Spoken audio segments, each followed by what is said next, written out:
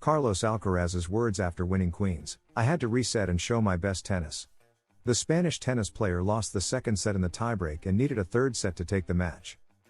Carlos Alcaraz continues to achieve milestones in his career by winning the prestigious Queens tournament in London, claiming his first grass court title of the season. With this achievement, the young player from Murcia reaffirms his position as one of the biggest promises in world tennis. The final, played against Czech LEHECKA, was an intense duel in which Alcaraz demonstrated his ability to overcome tough moments and bring out his best version on a surface where he is still seeking to establish himself. With the Queen's title under his belt, he heads to Wimbledon with momentum. The tournament's final was no walk in the park for the Spaniard. Although he started well by taking the first set 7-5, Alcaraz faced a tough challenge in the second, losing 6-7 after a tight tiebreak. However, the Mercian managed to stay calm, mentally reset, and regain control in the third set, which he comfortably won 6-2.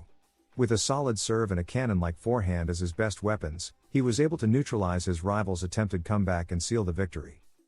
After the match, the Spaniard reflected on the course of the match and the difficulties he faced. "It was tough to lose the second set, a bit disappointing with the double fault because I was serving well. It was difficult because I was controlling the match and feeling great.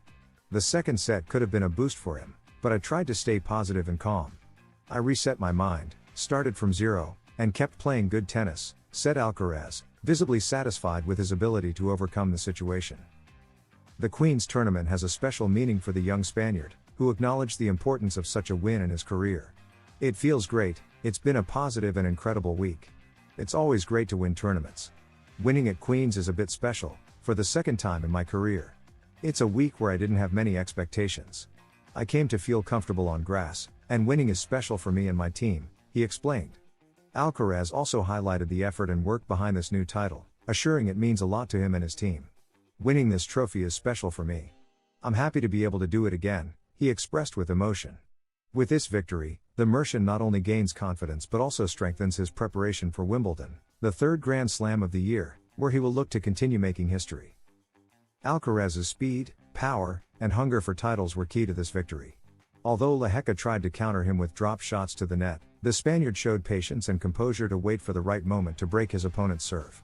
This title at Queen's once again demonstrates his versatility and ability to adapt to different surfaces, establishing himself as a favorite in the major tournaments. After reaching glory in London, Alcaraz now sets his sights on the Wimbledon Challenge, where he will seek to reaffirm his dominance and continue making his mark on the tennis world. Carlos Alcaraz is already the Spanish player with the best grass court record. That's right, Carlos Alcaraz is already the Spanish player with the best record on grass, at just 22 years old. The Mercian, world number 2, added to his collection by winning the final of the ATP Queens 2025 against LEHECKA. He now holds 4 trophies on this surface, 2 at Wimbledon and 2 at Queens, despite arriving at the tournament without high expectations. How much money did Alcaraz earn for winning Queens? The player from El Palmar takes home a check of €471,755, compared to LEHECKA's €253,790 as runner-up. Carlos Alcaraz leaves Queens with 500 more points in his yearly tally, consolidating himself as the best player of the current season. He leads the 2025 race with a 2,240-point margin over Jannik Sinner, his closest pursuer. Alcaraz pockets a monetary prize totaling €471,755, compared to the €253,790 earned by LEHECKA. The Czech adds 330 more points, placing him in the top 20 of the current season. Carlitos leads the season in various categories: most matches won, 42, most titles, 5, and also in earnings. He has already accumulated €6,440,383. Alcaraz: "It feels great when opponents are amazed by my shots." Spanish player Carlos Alcaraz said it feels great when his rivals are amazed or congratulate him on his shots. The Mercian, who qualified for the Queen's final this Saturday after defeating Roberto Bautista, received praise from the player from Castellón after a stunning point in the first set, an image that has become common in his matches. "It depends on the score, too. Today it was on the set point in the first set. I'm glad they enjoyed or were amazed by the shot I made. We try to make those kinds of plays happen, we look for those moments. They're moments I love to execute, and that's why I enjoy playing tennis. When rivals are amazed by my shots, it feels great," said the Spaniard in a press conference. This Sunday, Alcaraz will play the final at Queen's against LEHECKA, potentially becoming the second Spaniard in history to win this title twice, after Feliciano Lopez, who did so in 2017 and 2019. It's great to be back in a final. It's special for me to play here at Queen's. I feel good. My confidence is very high and, as I've said before, the more you win, the more confidence you have. I hope to feel even better tomorrow. With the victory over Bautista, Alcaraz has become the third fastest player in history to reach 250 wins, only behind John McEnroe and Jimmy Connors. I'm very happy to join the group of legends and be the third to reach 250 wins so quickly. It's something incredible. We don't usually pay much attention to stats, but once you know them, it feels great, he stated. Alcaraz's frustration with the umpire after being penalized, she wanted to be the star.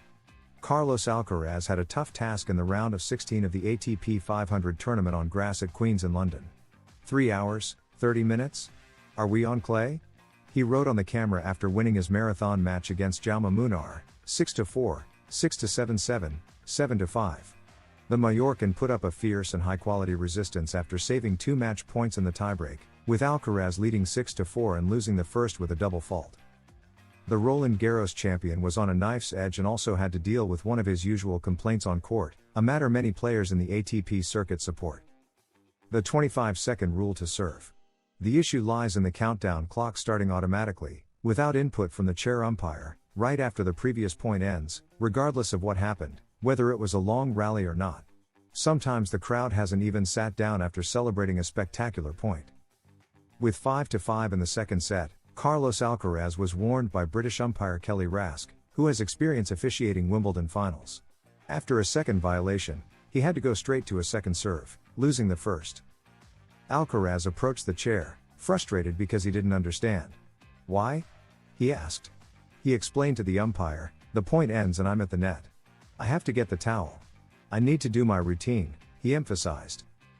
Kelly Rask pointed out that ball kids could bring him the towel to save time.